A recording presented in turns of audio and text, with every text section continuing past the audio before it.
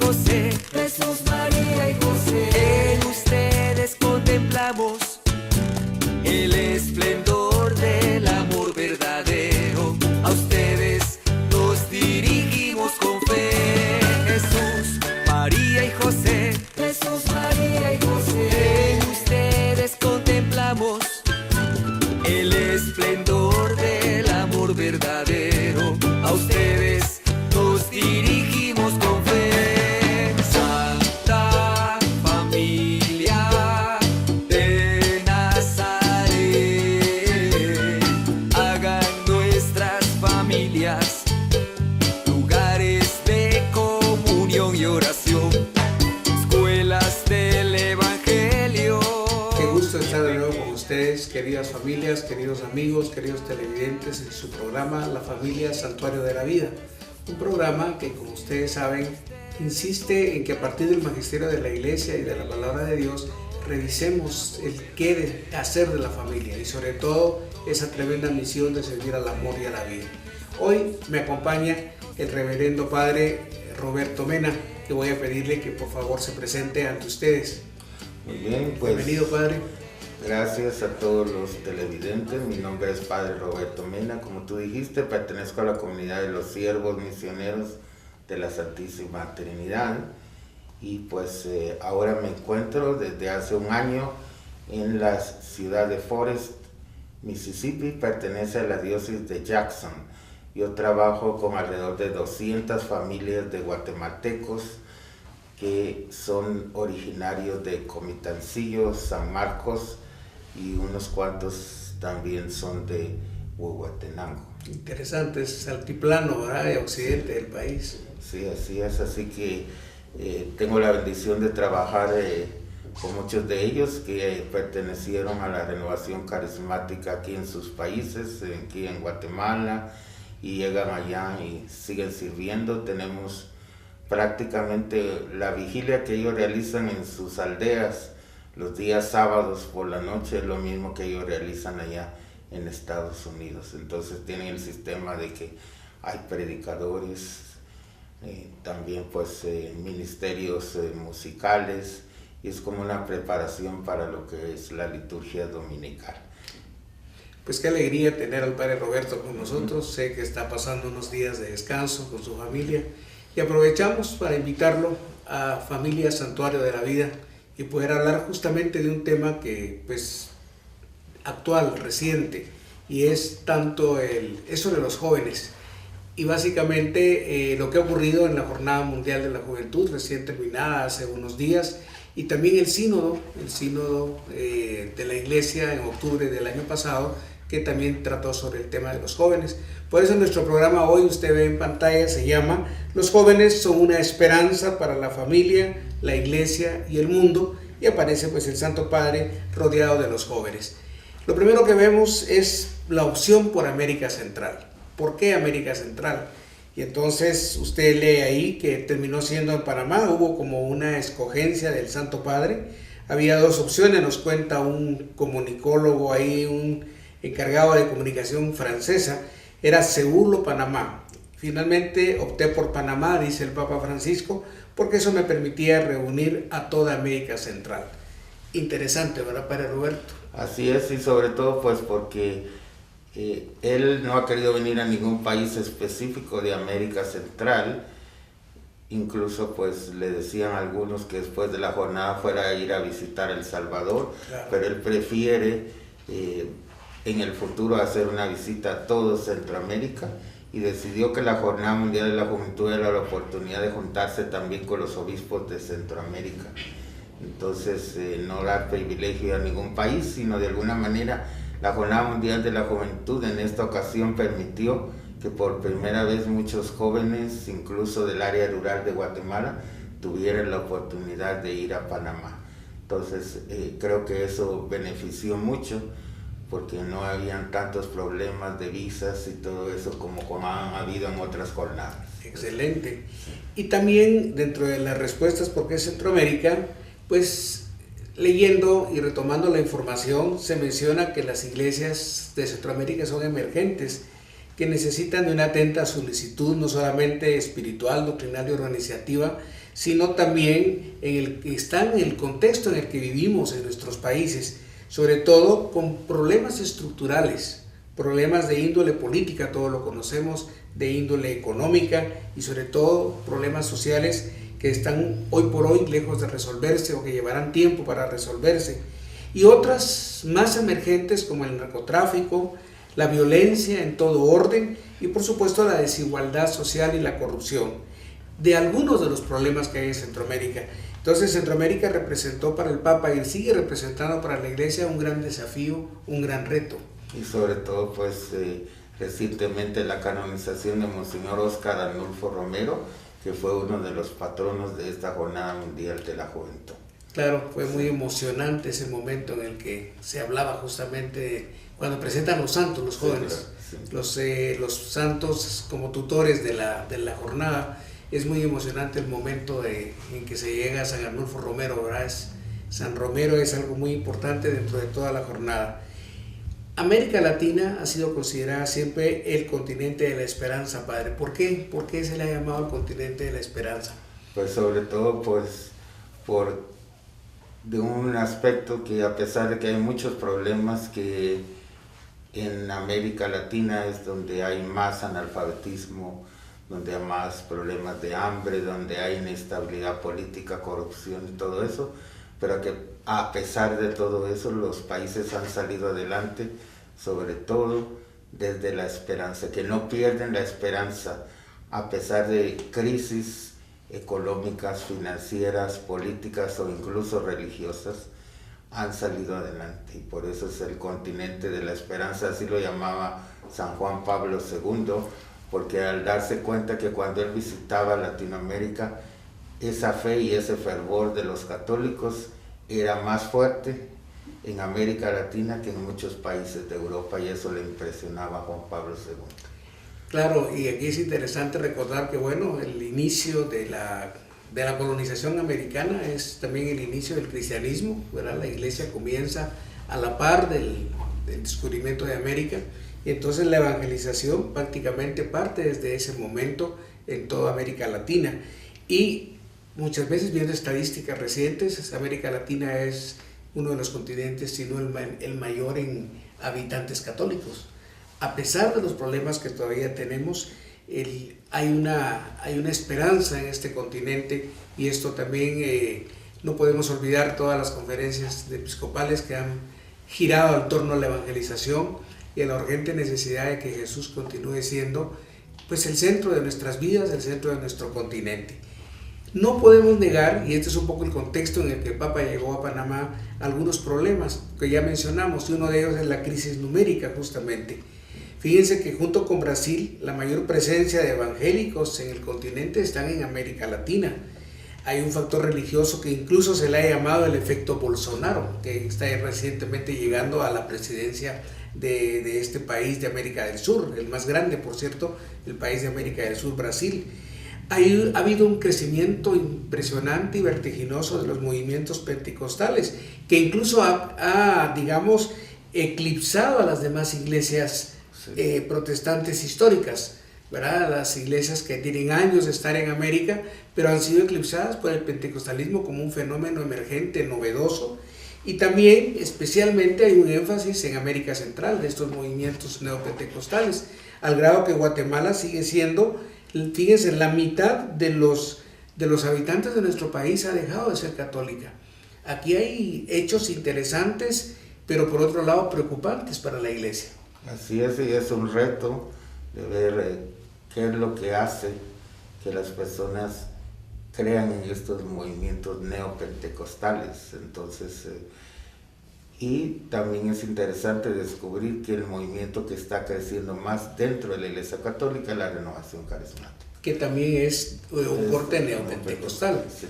Entonces, esta corriente neopentecostal está influyendo mucho en América Latina. Algunos filósofos y teólogos dicen que es porque fomenta mucho el aspecto emotivo y que las personas pues están necesitadas de un lugar donde sientan pertenencia, y que por eso es que estos grupos les llaman la atención, porque tocan el corazón, la emoción, los sentimientos y no tanto la razón. Entonces es por eso como ese número de católicos que están saliendo de ser meramente tradicionales y ritualistas a convertirse en una religión un poco más libre, que es precisamente el neopentecostalismo dentro y fuera de la Iglesia Católica. De hecho, me hacías recordar, padre, hubo un tiempo en el que existió un pastor que se llamaba David du Plessis. David du Plessis era el líder pentecostal por excelencia por allá por los 70s, 80s. Le decían el papa de los pentecostales. Y él decía, el Espíritu Santo está llegando a las iglesias frías. Y por iglesias frías estaban todas las iglesias históricas, es decir, el catolicismo, obviamente la parte ortodoxa y por supuesto los grupos protestantes derivados de Calvino, de Zwinglio, de Lutero. Esas son las iglesias históricas. Pero du Plessis decía, están frías y el fuego del Espíritu tiene que calentarlas. Bueno, algo de esto pudiera responder a ese avance, digamos, que no es nuestro tema, pero que de alguna manera es un punto que se encuentra dentro de la propia realidad y problemática hoy día de América Central. Pero no solo eso, hay otras amenazas. El tema del régimen castrista, que ha tenido una hostilidad antirreligiosa fundada en su materialismo dialéctico y que amenaza incluso con extenderse a Nicaragua, a Venezuela, ha estado ya en otros países. Bueno, ahí hay toda una ideología que de alguna manera es materialista y que corre el riesgo de alejarnos de Dios, de quitar a Dios de la agenda de la vida pública. También esto produce un proceso de secularización y también en ese caso se prescinde de lo sagrado en lo social. Se puede vivir sin Dios, dice esta corriente, y todo esto son amenazas concretas. De hecho, yo hacía siempre y he hecho un indicador, padre, te has de acordar cuando evangelizamos, ¿quiénes saben qué día fueron bautizados? Y usted que me está viendo en este momento, yo le pregunto, ¿sabe cuándo fue usted bautizado? No le voy a preguntar si era lunes, martes, miércoles, jueves, probablemente era fin de semana, pero lo importante es qué fecha para que usted lo celebre. El día en que uno se hace hijo de Dios, miembro del cuerpo de Cristo y templo vivo del Espíritu Santo. Nos parece poco, es un día para recordarlo en nuestra vida. Y la mayoría de católicos, lamentablemente, no sabemos, no tenemos historia de ese día tan maravilloso que, como decía mi amigo obispo en Shela, Monseñor Flores, ese día tu vida se puso llena de luz, entró a colores tu vida en ese momento, el día de nuestro bautismo. Bueno, ahí están las amenazas, que se puede perder esa visión de nuestra fe. Otras amenazas, muy brevemente podemos ver ahí, ustedes ven que hay una imagen de un supuesto San Pancracio, y dice, esto no es catolicismo, esto es superstición. Entonces corremos el riesgo de problemas de inconsistencia doctrinal que ha hecho más vulnerable a la iglesia, favoreciendo la predicación evangélica, pentecostal, como decía el padre ahora, más emocional, y que atenta contra las necesidades reales de los fieles. Es decir, se pierde la visión de la realidad donde están inmersos los fieles. Y finalmente, entre las amenazas está la teología de la prosperidad, que esto es tal vez de lo más fuerte, es decir, creer, como dice claramente y usted está leyendo, que la fe no solo asegura la salvación ultraterrena, o sea, futura, sino que produce réditos constantes y sonantes en este mundo. Es decir, que Dios es un Dios que te va a prosperar económicamente. Y yo siempre pregunto, si esto fuera así, Jesús no hubiera tenido bendición porque no tenía ni dónde recostar la cabeza. Aquí hay serios problemas de índole teológica, de interpretación, pero que son amenazas reales. Otras amenazas, ahí vemos el desempleo, el subempleo, el machismo, las adicciones, sobre todo el alcoholismo, y hoy día todas las sustancias nocivas como las drogas, que se derraman sobre una multitud de jóvenes. Y entonces quizás esto es lo que hace que la sanación del neopentecostalismo sea un caldo de cultivo que ejerce un notorio influjo sobre espíritus ansiosos, pues de liberarse de estas enfermedades sociales. Y no podemos olvidar las maras, las pandillas con una extrema violencia que constituyen un producto típicamente centroamericano. Una consecuencia obligada de dicho cuadro es la delincuencia juvenil. Y ahí podemos ver los indicadores como otras amenazas. Entremos a los antecedentes doctrinales. todavía hay ecos recientes del Sínodo de Obispos celebrado en Roma en el mes de octubre, que trató sobre la fe y el discernimiento de la vocación de los jóvenes. En este sentido, la Iglesia tiene muy claro, me gustaría, Padre, que en este poco tiempo que nos queda, nos platiques de los dos sínodos para llegar a la prioridad. ¿Por qué se prioriza a los jóvenes?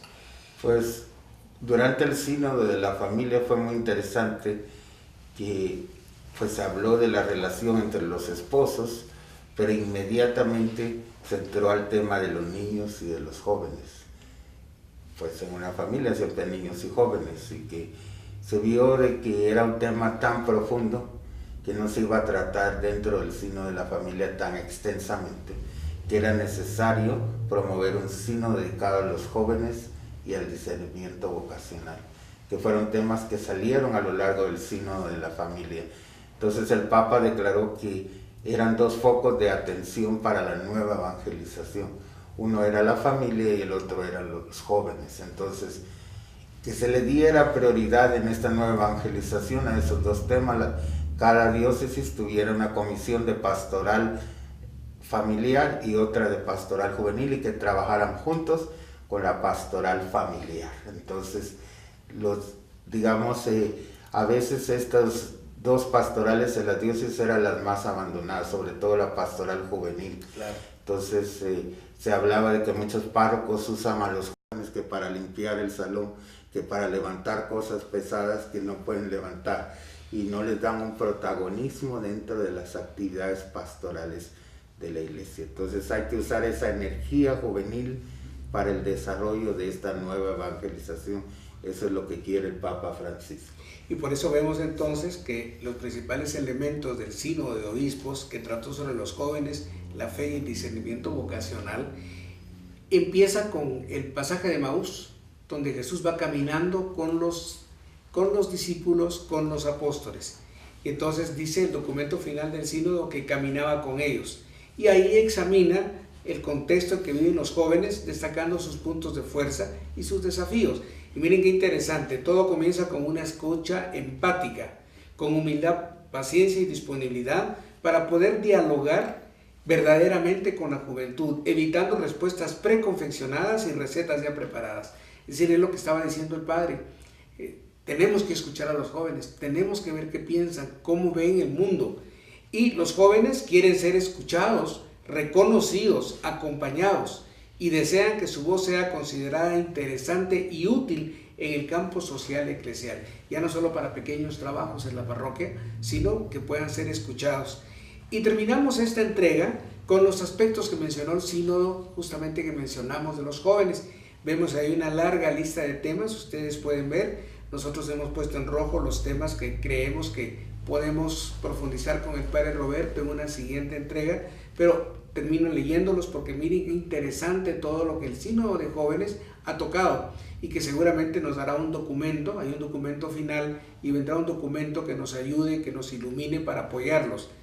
Hablaron de la escuela y la parroquia, hablaron de los migrantes como paradigma de nuestro tiempo, del compromiso firme contra todo tipo de abuso, luz en la verdad y pedido de perdón, la familia e iglesia doméstica, como mencionaba el Padre Roberto, promoción de la justicia contra la cultura del descarte, que tanto menciona el Papa, arte, música y deportes, recursos pastorales, se abrieron los ojos, misión y vocación, el acompañamiento a los jóvenes, no a moralismos y falsas indulgencias, sí a la corrección fraterna, el arte del discernimiento, se fueron sin demora, sinodalidad estilo misionero, el desafío digital, que es un problema muy fuerte hoy día, reconocer y valorar a la mujer en la sociedad y en la iglesia, el cuerpo, la sexualidad y la afectividad, el acompañamiento vocacional, los llamados a la santidad y finalmente el regalo del Papa a los participantes del sínodo, que ha sido una baldosa que representa a Jesús y al joven discípulo amado,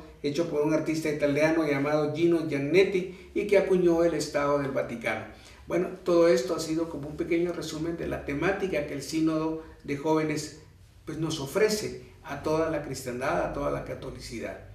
Y terminando diciendo que esto surgió de un cuestionario que se hizo a todos los jóvenes del mundo, que ellos mismos escogieron estos temas. Entonces, los temas que más se repitieron fueron los que quedaron en este documento final. Entonces es importante que se hizo un proceso de escucha, de consulta y por último de discernimiento. Pues gracias al Padre Roberto que nos ha acompañado en esta primera entrega relacionada al tema de los jóvenes como una esperanza para el futuro, pues, de la familia, de la sociedad y de la iglesia. Hasta una próxima entrega. Gracias, hermanos, por su atención. Nos dirigimos con fe.